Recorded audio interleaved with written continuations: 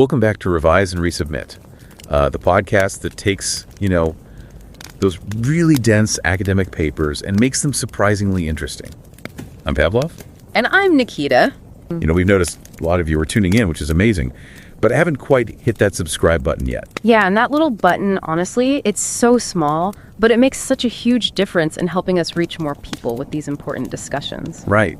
It's true. Like the algorithms, those mysterious forces that decide what we all see and hear, they pay a lot of attention to subscriber numbers. Yeah, think of it like the subscribing. It's like casting a vote for quality content, So these insightful research discussions don't just get lost in the sea of all the information out there.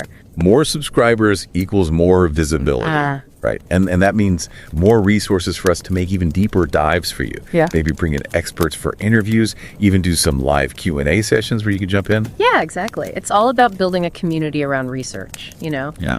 where curiosity thrives and knowledge is like shared and debated. Well, today we're all about awe and aesthetics. Ooh, interesting combo. Right. I mean, our listeners, they're really interested in like how awe, plays into how we make things and how we experience them. Yeah. Especially in a world that's like overflowing with brands and products and, just like everything's vying for our attention. It's a lot. It really is. It is. So to help us unpack all of this, we're diving into a research paper by Henrik Hagtvedt called Awe and Aesthetics: Conundrums of Creation and Consumption. I like it. Yeah, it's from the Journal of Consumer Psychology. So, excellent source. Yeah, and I think this paper is going to give us a lot to think about. Yeah, I'm excited to really unpack the interplay between these two really powerful forces. Right. Awe and aesthetics. I feel like, I think we all kind of have a sense of what those words mean, but I think we do. Yeah, I'm ready to like have my mind blown by this. Well, let's kick things off with the idea that, awe has really deep roots in aesthetic theory. Okay. Going all the way back to, Kant and his ideas about the sublime. Okay. So when we talk about the sublime in this context, we're talking about these big experiences that evoke a sense of vastness, of power, and maybe even like a touch of fear. Okay, so like, I'm picturing like, huge mountains. Absolutely. Crashing ocean waves. Of course. The vastness of space, like those things that kind of make you feel really small. Yeah. But in a good way. Yeah, in the best way possible. Yeah. But here's the thing. Awe isn't just about size or power. Okay. Hagtvedt really emphasizes that profound beauty can also trigger awe. Oh, interesting. As can like deep spiritual experiences. Okay. Or even those aha moments. Yeah. When you grasp a groundbreaking concept that changes your whole understanding of something. Yeah. So it's not just about being physically overwhelmed by something. Right. But it's about those moments where your mind is like expanded and your understanding is kind of challenged and you're just left feeling humbled but inspired. Precisely. And that brings us to the challenge of evoking awe, particularly in marketing. Okay. Hagtvedt highlights that brands often try to tap into that sense of awe.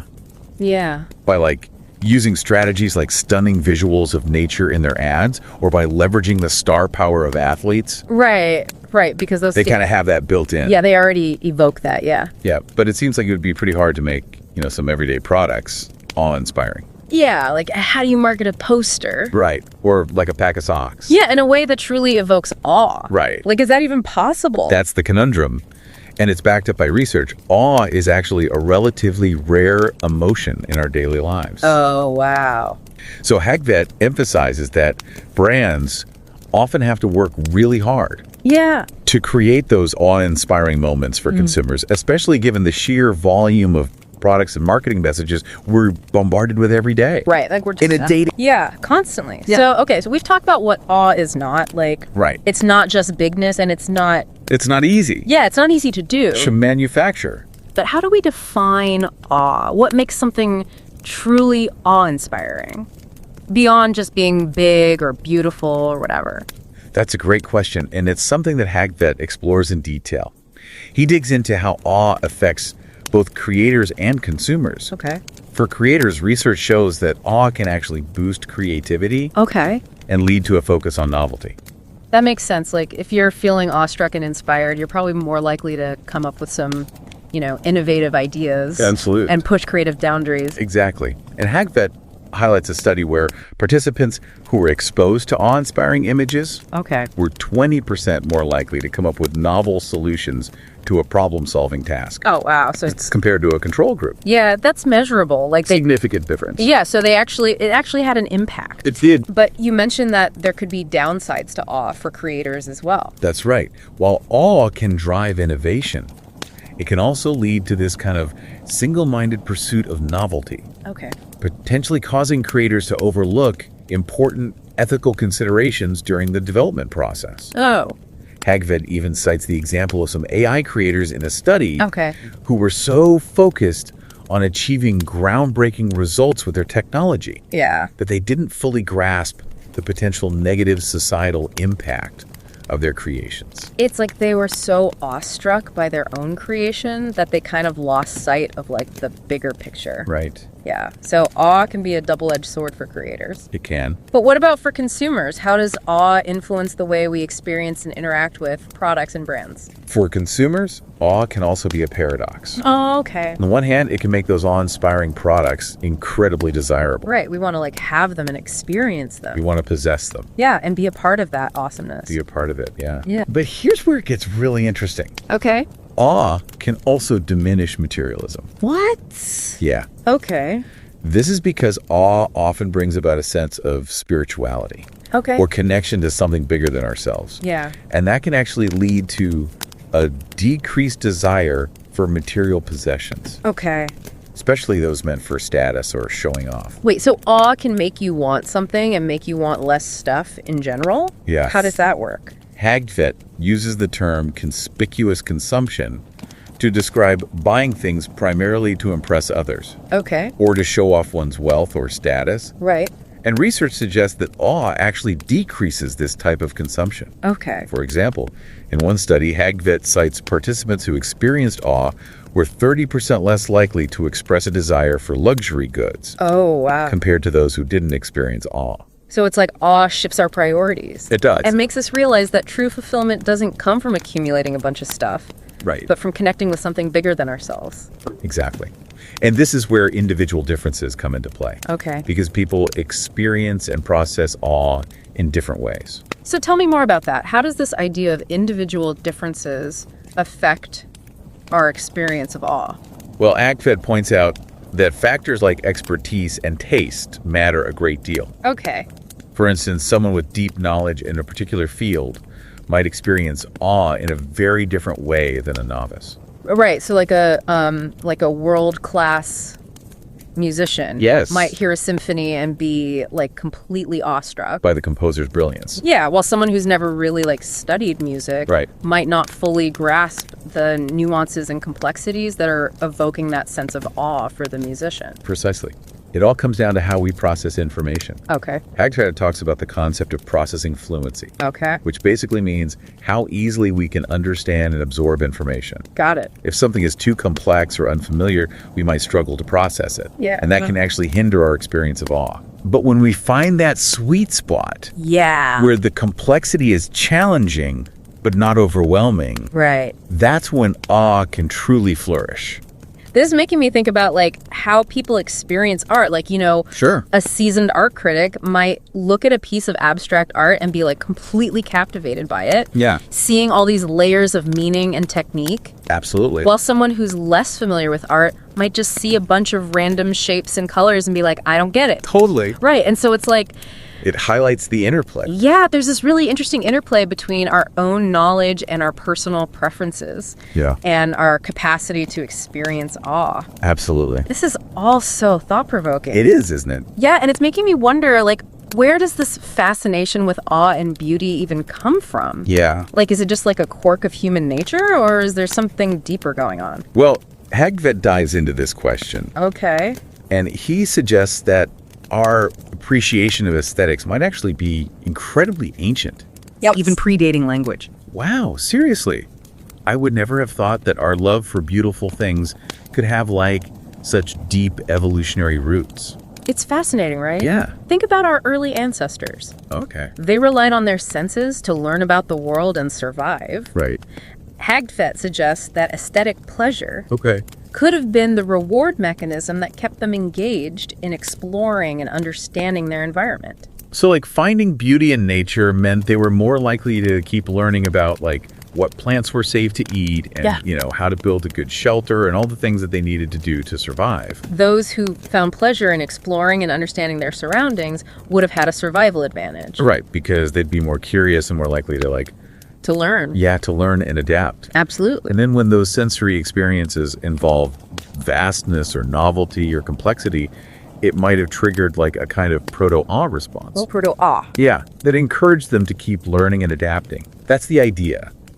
It's fascinating to think that our love for beautiful things and our capacity for awe might be deeply ingrained in us. Wow. Passed down through generations. It's like awe and aesthetics are like woven into the very fabric of our being. I love that. Right. Yeah. That's a perfect segue to our next point. Okay. Hagtvedt goes on to discuss the role of awe in modern retail experiences. Right. Particularly the rise of what's called immersive retailing. Oh, interesting. Yeah. But before we dive into that, let's take a quick break. That's good. And we'll come back and explore how businesses are using awe to create these like captivating shopping experiences. I'm intrigued. I think it's going to be really interesting. Yeah, I think so too. Okay, so immersive retailing. Yeah. This sounds, I mean, I'm picturing something like super high tech and futuristic. Sure. Yeah. But can you kind of like break down what that term actually means? Yeah, so it doesn't necessarily have to be futuristic. Okay. Although technology certainly plays a role, it's really about creating shopping experiences that go beyond just browsing aisles and picking things off a shelf. Okay. Think stunning architecture, creative store designs, maybe even like in-store events or augmented reality experiences. Right. It's about creating an environment that draws you in. Yeah. And surrounds you with a sense of something special. So it's about appealing to all the senses. Absolutely. Not just the visual, like creating a feeling, an atmosphere that makes shopping more engaging and maybe even a little magical. You got it.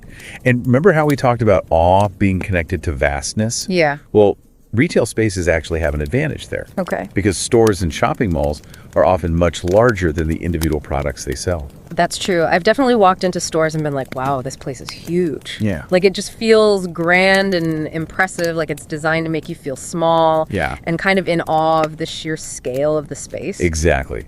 Hagtvedt gives the example of a shopping mall. Okay. With a giant statue or an art installation. Oh, okay. Something that makes you stop and stare. Yeah. Something that breaks you out of your everyday routine. It's like those flagship stores in big cities that are almost like tourist attractions in themselves. They're destinations, not just shocks. And when it comes to the products themselves, experiences are often better at inducing awe than physical goods. Right, because I can definitely see how like a guided tour of the Grand Canyon or an African safari would have a higher potential for like evoking awe. For sure. Than, you know, a new pair of shoes. Yeah, especially when those experiences involve spectacular sights and unique encounters. Right. But even within physical goods, some categories are more likely to inspire awe than others. So I'm guessing like technology is pretty high on the list? You are right on the money. Especially with all the innovation that's happening in that field. Like every year, there's something new and amazing. Yeah. And mind-blowing. Hagtvedt points to those wow moments we experience when encountering a groundbreaking new gadget or piece of technology. Yeah. Think about the first time you saw a smartphone or a virtual reality headset. I mean, I remember those moments so vividly. I know. Like it's like holding a piece of the future in your hand. Yeah, and those moments tap into a very primal part of our brains. Yeah. The same part that was likely firing in our ancestors when they encountered something new and awe-inspiring in their environment. So it's like we're hardwired. It seems. For that sense of wonder and excitement when we come face to face with something that like pushes the boundaries of what we thought was possible. Exactly. And it's not just technology. Okay. Hagtvedt points out that other categories, like luxury cars and high-end jewelry, can also evoke awe, often through their design, craftsmanship, and the stories they tell. But there's also like the element of brand image and prestige. Right? Absolutely. Like certain brands cultivate this aura of exclusivity and desirability that just adds to the sense of awe. Think about those luxury brands that use limited editions. Oh, yeah. High price tags, even velvet ropes outside their stores. Right. They're creating this like A sense of aspiration and mystery that feeds directly into our desire for awe-inspiring experiences. Yeah, they're saying this is something special. This isn't for everyone. Exactly. This is for the select few. Hagtvedt and a colleague, Patrick, actually co-authored a paper back in 2016 that explored this phenomenon in depth. They found that luxury brands are incredibly successful at tapping into our desire for awe. Yeah. And using that to drive sales. This is all so fascinating, but it's raising a question in my mind. Okay, what is it? Because we talked earlier about how awe can diminish materialism and make us less focused on acquiring possessions. Yes. But now we're talking about how businesses are using awe to sell us things. Yeah. Isn't that kind of a contradiction? That's a really insightful observation. Yeah. And it gets to the heart of the complex relationship between awe and consumption. Yeah. You're right. Awe can pull us in two different directions. Yeah. On one hand, it can make us desire those awe-inspiring products and experiences, as we've been discussing. Right. But on the other hand, it can also shift our values and make us less attached to material possessions. Yeah. Particularly those associated with status or showing off. So how do we reconcile those two seemingly opposing forces? I think it comes down to intention and awareness. Okay. As consumers, it's important to be mindful of how awe is being used to influence our choices. Yeah. Are we buying something because it truly resonates with us and brings us a sense of joy and wonder? Yeah. Or are we being swayed by clever marketing tactics designed to exploit our desire for awe? So it's about being conscious consumers. Yes. Questioning our motives and making sure that our purchasing decisions are aligning with our value. Exactly. It's about finding that balance between appreciating the beauty and innovation that brands offer, while also staying grounded in our own sense of self and purpose. That's a really powerful message. I think so. And it makes me think about how we can use this knowledge about awe and aesthetics to create a more mindful and fulfilling life, even beyond the realm of shopping. Absolutely. So when we come back, we'll explore some practical ways that you can harness the power of awe and aesthetics in your everyday life to cultivate greater happiness, creativity, and connection. I'm looking forward to it. So, we've been talking about awe in the context of marketing and consumerism. We have. But, I think it's time to shift gears a bit. Okay, I like it. And think about how we can apply these insights to our own lives. Yeah. In a more personal way. Okay, so more personally, less about buying stuff. Right, exactly. Okay, I like that. So what are some practical steps we can take? Yeah, what can we actually do? Yeah, to harness the power of awe and aesthetics to actually, enhance our well-being. Well, the first step, as always, is awareness. Okay, so we need to pay attention to those moments. Yeah, those moments in our lives. Yeah, when we experience awe. Exactly. And not just those big, obvious, awe-inspiring moments. Right. Like witnessing a solar eclipse or standing at the edge of the Grand Canyon. Right. It doesn't have to be a huge spectacle. It doesn't. To be awe-inspiring. No, not at all. What about the smaller, everyday moments of awe? Precisely. The way light filters through the leaves in a forest. Yeah. The sound of wind chimes on a breezy day. Yeah. The intricate pattern of a snowflake. These seemingly ordinary experiences can also evoke a sense of wonder and appreciation. Right. If we take the time to notice them. So it's about cultivating a mindset of mindfulness. Right. And appreciation for the beauty that surrounds us, even in the most mundane aspects of life. Exactly. Hagtvedt emphasizes that awe is not just something that happens to us. Okay. It's something we can actively cultivate. Oh, interesting. By shifting our perspective and paying attention to the details. So we can train ourselves to be more receptive to those moments of awe. That's the idea. And once you start noticing those feelings of awe, ask yourself, what is it about this experience that's triggering that response? So it's taking that feeling and dissecting it a little bit. Yeah, unpack it. Figuring out what makes it tick. Yeah, what are the sensory details, the underlying concepts, the patterns, the contrasts that are capturing your attention and making you feel that sense of wonder. Yeah, and then we can take those insights. Yes, and then what do we do? And apply them to, How do we use them? Yeah, our own creative endeavors or even just to the way we experience the world. Precisely. If you're a musician, for example, you might start incorporating those awe-inspiring sounds or rhythms you've observed in nature into your compositions. Oh, interesting. Or if you're a writer, you might use vivid imagery and metaphors to evoke a sense of awe in your readers. Oh, that's cool.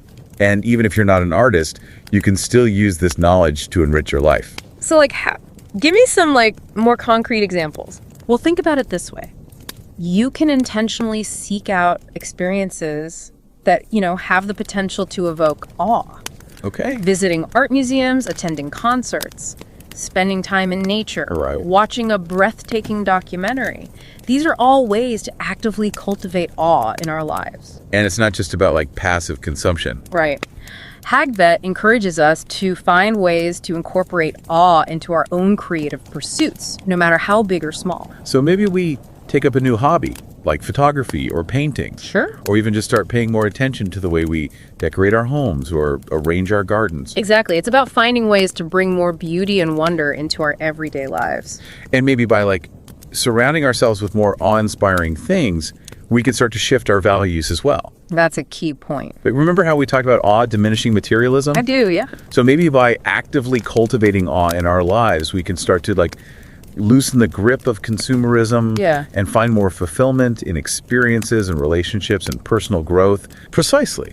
It's about finding joy and contentment in the present moment rather than constantly chasing after the next new thing. That's so powerful. And it's a really important idea, especially in today's world. It is, yeah. Imagine a world where businesses and creators were more focused on creating things that inspire awe and promote well-being. Yeah. Rather than just chasing profits. I mean, that would be awesome. Wouldn't it? It really would. It's a vision worth striving for, don't you think? I think so, yeah. I think so too. Well, deep divers, we've explored the fascinating world of awe and aesthetics. We really have. From its historical roots to its potential to transform the way we create and consume. It's been a wild ride. It has. Through history and psychology and philosophy and... Yeah, and market. Everything. Everything. It's all connected. It really is, yeah. It's fascinating. We've unpacked the research, delved into the nuances, and even brainstormed some practical ways to apply these insights to our own lives. Lots of good takeaways, I think. I hope so. And don't forget to subscribe to Revise and Resubmit on Spotify and Apple Podcasts. And if you're enjoying the show and want to support us in creating more insightful content, consider becoming a patron on Patreon. Every contribution helps us continue this journey of exploration and discovery. Until next time, keep those minds curious, keep questioning, and keep revising and resubmitting.